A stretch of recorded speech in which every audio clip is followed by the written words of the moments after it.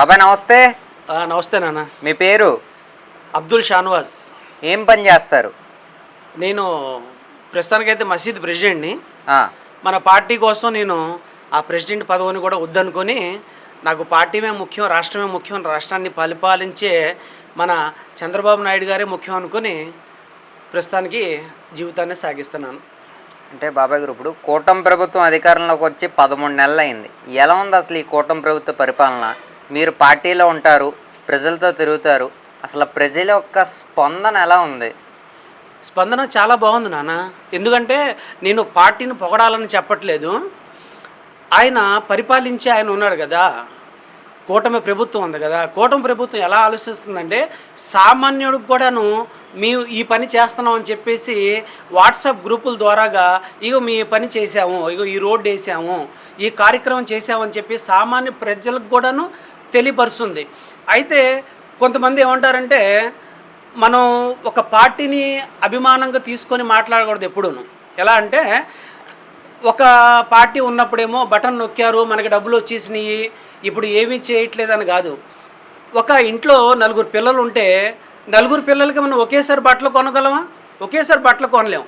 ఒక పిల్లోడు పుట్టినరోజు వస్తే ఆ పిల్లోడికి ఆ రోజు కేక్ కొంటాం, ఆ రోజు కొంటాం. అలాగే ఒక రాష్ట్రంలో ఎన్ని కోట్ల మంది ఉంటారు, ఎన్ని కోట్లకు సంబంధించిన రోడ్లు ఉంటాయి, ఎన్ని సమస్యలు ఉంటాయి. మన అక్కడ కూర్చొని నోటు మాటగా ఇంకా పనులు అవ్వట్లేదు, అయ్యే ఆ ప్రభుత్వమే బాగుంది, బటన్ నొక్కేశారు అంటే బాగుంది, కరెక్టే. కానీ అది కూల్చుకుంటూ వచ్చిన విషయం, ప్రజల్ని ఆర్థికంగా వెనక్కి తీసుకెళ్ళిపోయిన విషయం. ఒక ఇసుకను ఆపేశారు, ఇసుక తర్వాత ఏది నచ్చకపోతే అది పడేయడం, అలా చేసుకుంటూ రావడం వల్ల ఆర్థికంగా రాష్ట్రం వెనకబడిపోయింది. ఇన్ని సంవత్సరాల్లో జరిగింది. ఎక్కడన్నా మనం ఒక రోడ్డు వేసినట్టు చూసామా? లేదు. రోడ్లలో మనోళ్ళు పడవలు కూడా నడిపారు. అటువంటిది ఇప్పుడు సంవత్సరం పాలన అయింది. సంవత్సరం పాలన అవుతే 1 టైం ఇన్వెస్ట్మెంట్ అంటారు. అదే పెట్టేది ఏదో ఇంటికి గట్టిగా పునాది కట్టుకుంటే 3 అంతస్తులైన ఇల్లు కట్టుకోవచ్చు. అటువంటిది ఇలా రోడ్లు మీరే వెళ్ళి చూడండి, మీరే ఒక విలేకరుగా మీరు వెళ్ళి చూడండి. రోడ్లు వేస్తున్నారు. ఇప్పుడు మనం ఇక్కడ మన ఎమ్మెల్యే గారు శాంతినగర్లో రోడ్డు వేస్తున్నారు, చూసాం. మన చింతమనేని ప్రభాకర్ గారు ఇక్కడేమో శనివారపేటలో రోడ్డు వేసాం. మోకాళ్ళంత ఎత్తు సిమెంట్ రోడ్డు నేను లైఫ్లో చూడలేదు. మళ్ళీ ఉన్నది ఉన్నట్టుగా చెప్పాలంటే ఈ రోజున నేను ప్రభుత్వం కోసం నా ఒక మసీద్ ఒక ప్రెసిడెంట్ పదవిని కూడాను ఈ ప్రభుత్వమే నాకు కావాలి, ఈ పార్టీ పరంగా నేను ఎందుకంటే నన్ను ఒక మసీదులో అనేక రకాలైన మనుషులు ఉంటారు, కానీ నన్ను అడ్డుకున్నారు. కానీ నేను మసీదునైనా వదిలేశాను. కానీ ఇలా మా ముస్లిమ్స్కి కోపం రావచ్చు, కానీ అలా కాదు. ఇప్పుడు ఈ రోజున ఒక మసీదు కట్టుకున్నామంటే ఎవరిచ్చారు? మన కూటమి ప్రభుత్వం ఇచ్చేంత స్థలం రెడ్డప్పల నాయుడు గారి ద్వారాగా, బడేడు బుజ్జి గారి ద్వారాగా చంటన్న గారు వచ్చి దాన్ని శంకుస్థాపన చేశారు. మరి గౌరవించుకోవద్దా? చింతమనేని ప్రభాకర్ గారు సార్ మేము మసీదు కట్టుకుంటామని చెప్తే ఆ రోజున 2 లక్షల రూపాయలు మట్టి పంపించారు. గౌరవించుకుందాం అంటే అవసరం తీరిపోయినాక అన్నం తిన్నాక నోరు తుడిసేసి ఏదో చెప్తారు, మనం సామెత చెప్తారు, అన్నం తిన్నాక కంచంలో బెజ్జం పెట్టే రకం అని చెప్పేసి. అలా కాదు, మనకి ఎవరైతే హెల్ప్ చేశారో వాళ్ళని గుర్తుపెట్టుకోవాలన్నమాట. బాబాయ్ గారు ఇప్పుడు సూపర్ 6లో భాగంగా పథకాలు అమలు చేస్తున్నారు కదా, చేస్తాం. ఎలా ఉన్నాయి ఆ పథకాలు? నిజంగా ప్రజల నాడు ఎలా ఉంది? తల్లికి వందనం ఇంట్లో ఎంతమందికి ఉంటే అంతమందికి పడిందా? పెన్షన్ల పెంపు కార్యక్రమం అసలు ఏ విధంగా అనిపించింది?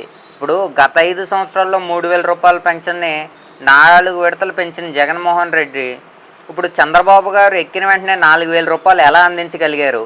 అదే 1,000 రూపాయలు పెంచడానికి జగన్మోహన్ రెడ్డికి ఎందుకు 4 సంవత్సరాలు పడింది? 4 సంవత్సరాలు నాన్న. ఒకటి నాన్న, ఇంటికి పెద్ద, నేను ఇందాక కూడా చెప్పాను కదా, ఒక తండ్రి అబద్ధం ఆడితే ఆ పిల్లోడు కూడా, ఆ తండ్రి తాగుబోతు అయితే పిల్లోడు తాగుబోతు అవుతాడు, తండ్రి అబద్ధం ఆడేవాడైతే పిల్లోడు కూడా అబద్ధం ఆడే అవుతాడు.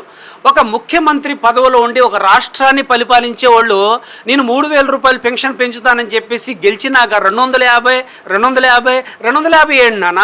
నువ్వు పెంచకపోయినా మిమ్మల్ని ఎవరు అడగరు. కానీ నోటు నుంచి ఒక పెద్ద తరహాగా ఉండే మనిషి అబద్ధం ఆడకూడదు, అబద్ధం ఆడారు. ఇవాళ మొన్న సచివాలయం సిబ్బంది మారారు. సచివాలయం సిబ్బంది మారితే ఇక్కడున్న క్లస్టర్ అందరినీ పిలిచి సచివాలయం సిబ్బంది మారారు, వాళ్ళకి హెల్ప్ చేయమని కాదు, ఏ ఒక్కళ్ళకి పెన్షన్ అందదో ఎవరో ముసలావుడి ముసలతను ఇబ్బంది పడతాడో అని చెప్పేసి మాకు పైనుంచి ఎమ్మెల్యే గారి ఆఫీస్ నుంచి మాకు ఫోన్లు రావడం, మా ఇన్ఛార్జీలు కో ఇన్ఛార్జీలు మా దాకా తీసుకురావడం, మేము మీటింగ్లో పాల్గొనడం. రెండో రోజు ఎంత కష్టపడ్డాం తెలుసా, 11 అయిపోయింది, 11, 12 అయిపోయింది. పెన్షన్లో ఎవరు ఒక్కళ్ళు కూడా ఇబ్బంది కడకుండా ఈ రోజుకు మా దగ్గరికి వచ్చి మాకు సరిగ్గా ఇది రావట్లేదండి, మాకు అది రావట్లేదని చెప్పట్లేదన్న. ఇంకా కూడాను ఏమైనా ప్రభుత్వ పథకాలు రేషన్ కార్డులు మార్చుకోవాలి, లేకపోతే ఇల్లు స్థలాలు ఇస్తున్నారు 2 సెంట్లు తిన్నంగా వాట్సాప్లోనే వచ్చేస్తున్నారు. వాట్సాప్లో వస్తే తెలియని వాళ్ళకి మేము చెప్తున్నాము. నిన్న ఒక మనిషిని సచివాలయం పంపించాను, సచివాలయం పంపిస్తే వెళ్ళి అప్లికేషన్ తెచ్చుకొని చాలా సంతోషం అండి, నాకు ఎన్నో సంవత్సరాల నుంచి నేను కాలు ఇరిగిపోయింది, పని చేసుకోవట్లేదు, మా మిస్సెస్కి 8 సంవత్సరాలు అయింది హార్ట్ ఆపరేషన్ అయ్యి, 3 ఆడపిల్లలు, నాకు బతుకురు తెరలేదు, ఏదో సచివాలయంకి వెళ్ళానండి, అప్లికేషన్ ఇచ్చారు తెచ్చుకున్నానంటే పెట్టుకోండి, నా పైన ఉన్న వాళ్ళతో నేను కూడా మాట్లాడి మీకు బేగా అయ్యేటట్టు కానీ అవకాశం ఉంటే ఎలాగైతే అలాగా మీకు మంచి జరిగేటట్టు చూస్తామని చెప్పేసి నేను ఒక సామాన్యమైన హామీ ఇవ్వగలిగానంటే ఏంటి, నా పైన ఎంతమంది అయితే ఉన్నారో వాళ్ళందరూ అంత యాక్టివ్గా ఉండబట్టే మా ఎమ్మెల్యే గారు కానీ, మా ఇన్ఛార్జు మన నిరంజన్ గారు కానీ, కో ఇన్ఛార్జు మన మాగల రమేష్ కానీ, ఇంకా ఉన్న కింద స్టాఫ్ కానీ అంత యాక్టివ్గా ఉన్నారు. అంటే ఎవరికి అందరికీ మంచి జరగాలన్న ఉద్దేశంతో అలా ఉన్నారు కాబట్టి మేము పని చేసుకుంటూ వెళ్ళగలుగుతున్నాం నాన్న. అన్నగారు ఇప్పుడు చూసుకుంటే పెన్షన్ల పెంపు కార్యక్రమం అయిపోయింది, తల్లికి వందనం అయిపోయింది. ఇప్పుడు రైతు భరోసా అని చెప్పి కూటమి ప్రభుత్వం అన్నమాట ప్రకారం 2 రోజుల క్రితం విడుదల చేయడం జరిగింది. నిజంగా రైతు భరోసా రైతులకు ఎలా అనిపించింది? రైతులు అందరూ ఎదురు చూసినట్టుగానే రైతుల ఖాతాల్లో రైతు భరోసా డబ్బులు జమ అయ్యాయా, లేదంటే ఎన్ని విడతలుగా జమ చేస్తున్నారు కూటమి ప్రభుత్వం అసలు డబ్బులు? నానా ఎక్కడ కూడాను 3 విడతలుగా జమ చేశారు, 3 విడతలుగా జమ చేశారు కూటమి ప్రభుత్వం. అయితే మీకు ఎక్కడాను మాకు జమ అవ్వలేదని కంప్లైంట్ వస్తే మేము మీకు మీడియా ముందు మీకు చెప్పగలం, మాకు డబ్బులు రాలేదండి అని చెప్పేసి ఎవరన్నా అంటే మాకు అంతవరకు అవకాశం ఇవ్వట్లేదు అన్న. ఏ పని చేయడానికి కూడాను మాకు ఇది జరగట్లేదని ఎవరన్నా వస్తే మేము చెప్తే మేము మా ఇన్ఛార్జ్ దగ్గర తీసుకెళ్ళడం, అక్కడ నుంచి ఎమ్మెల్యే గారి దగ్గర తీసుకెళ్ళడం, తిన్నంగా మీరు చేసే ప్రతి పని అక్కడ రాష్ట్ర ప్రభుత్వం హెడ్ క్వార్టర్లో తెలిసిపోతుంటే ఇంకా ఎవరు వచ్చి మమ్మల్ని అడుగుతారు, మాకు ఇంకా డబ్బులు రాలేదండి పడలేదని. అంతా సజావుగానే జరుగుతుంది నాన్న. ఇంకా కాస్త కోలుకుంటే ఇంకా పరుగు పందాలు ఉండదు. అంటే ఇప్పుడు త్వరలో మహిళలకు ఆగస్టు 15 నుంచి ఉచిత బస్సు ప్రయాణం అంటున్నారు. ఉచిత బస్సు ప్రయాణం పెడితే ప్రజలు ఏమైనా ఇబ్బంది పడే అవకాశం ఉందా? అంటే తెలంగాణలో చూసాం ఆడవాళ్ళకి కొన్ని గొడవలు అవుతున్నాయి. అలాగే ఆటో వాళ్ళ పరిస్థితి ఏంటి అసలు ఉచిత బస్సు ప్రయాణం పెడితే? నాన్న ఉచిత బస్సు ప్రయాణానికినో ఆటో వాళ్ళకి ఎటువంటి సంబంధం ఉండదు. ఎందుకంటే రాష్ట్ర ప్రభుత్వం హామీ ఇచ్చింది, మీకు ఏదో మేము చేయగలిగిన సాయం మీకు చేస్తామని చెప్పేసి రాష్ట్ర ప్రభుత్వం ఆల్రెడీ చంద్రబాబు నాయుడు గారు ఎటువంటి మనిషి అంటే ఒక పెద్ద మీటింగ్ జరుగుతుంది. మీటింగ్ జరుగుతుంటే ఆయన ఒక ముఖ్యమంత్రి స్థాయి నాయకుడు. ఒక కుర్రోళ్ళు చెట్టు మీద ఎక్కారు. చెట్టు మీద ఎక్కితే ఈయన మీ స్పీచ్ ఇస్తూ నాయుడు గారు చంద్రబాబు నాయుడు గారు, ఏ తమ్ముళ్ళు చెట్టు కొమ్మ ఎరుగుద్ది మీరు దిగండి అని చెప్పేసి ఒక చెట్టు కొమ్మ మీద నుంచుంటే ఇరిగి పడిపోతే దెబ్బ తగిలిన ఆలోచించే మైండ్ ఆయన ఎవ్వరికీ అన్యాయం జరగదు. ఏంటంటే ఆడపిల్లలకి మాట ఇచ్చారు, ఆడవాళ్ళకి మాట ఇచ్చారు, అది చేసి పెడతారు అంతవరకు తప్ప దానివల్ల ఎవరికైనా ఇబ్బంది వస్తుందంటే ఆ ఇబ్బందిని ఎలాగా షార్ట్అవుట్ చేయాలనేది ఆయన స్వయంగా ఆయన కూర్చొని ఆలోచిస్తారు. అన్నగారు మీ ఎమ్మెల్యే గారి పేరు? మా ఎమ్మెల్యే గారి పేరు చంటి గారు నాన్న.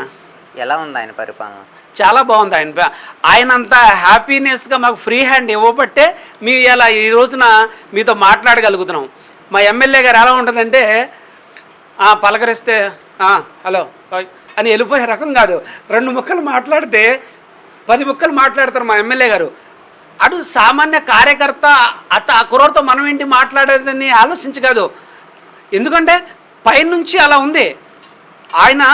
ఆయన ఎలాగా కలివిడిగా ఉంటారంటే వెనకాల నుంచి కొంతమంది కార్యకర్తలు ఈయన వదలరు ఈయన అన్నట్టుగా ఒక ఆడవాళ్ళతో కానీ ఒక కార్యకర్తలు కానీ సామాన్య మనిషితో కానీ ఒక చోట నుంచున్నారంటే ఒక్క విషయం కాదు 10 విషయాలు వాళ్ళతో మాట్లాడి క్లారిటీ ఇచ్చి వస్తారు మా ఎమ్మెల్యే గారు. కూటమి ప్రభుత్వానికి 100కి ఎన్ని మార్కులు ఇస్తారు? 100కు 100 ఇస్తాం అన్న కూటమి ప్రభుత్వానికి. సరే. ఎందుకంటే కూటమి ప్రభుత్వం వచ్చినాక ఎక్కడ కానీ చిన్న చిటక విభేదాలు అనేది లేవు. చక్కగా ఎవరి పనిలో వాళ్ళు బిజీగా ఉన్నారు. కూటమి ప్రభుత్వం వచ్చింది.